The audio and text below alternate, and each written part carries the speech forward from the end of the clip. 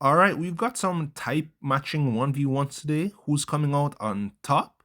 In the first round, we've got Johnny Storm taking on, I think this might be Hotspot or Heat Spot. I'm not too sure. I do know his power is to manipulate molecules, and he's like two people in one, some professor and their student who got fused together in some explosion, but I can't remember his name. But either way, I think I'd give it to him.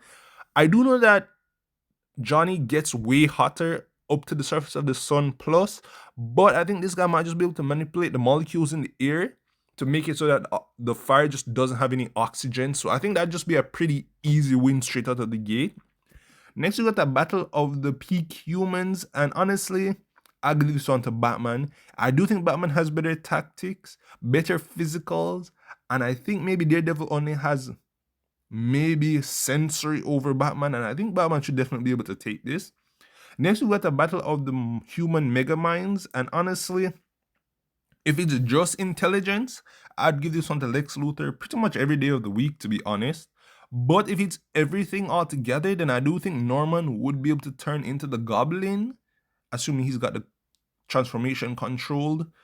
If he can't enter the Goblin, then he would definitely beat Lex. Don't sleep on the Goblin. He always loses to Spider-Man, but he definitely puts the work in whenever it's time to put in the work.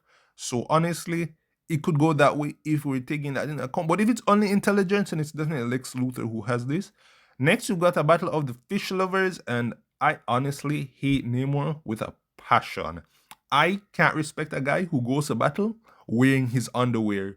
That's just, I don't even know what to say. Plus, I do believe Aquaman does have better water feats, is stronger overall, and does have better water control. So I don't think Namor has any category that he can actually win in. The only thing he has is that maybe he could fly away. So that's maybe it. Then finally, we have a battle of the green, and Hulk takes this every day of the week. I just don't see Beast Boy being able to fight back. And I do know Beast Boy had some crazy transformations, but it's depending on whatever planet he's on, right? And I don't think he has any transformation on Earth that would be able to take care of the Hulk. And Hulk is just way too strong, way too high of defense for him to even combat. So I think Hulk takes this. And random question, do you think if Beast Boy goes to Krypton, he'd be able to turn into a Kryptonian? I don't know, random question. But let me know if you agree or not in the comments below.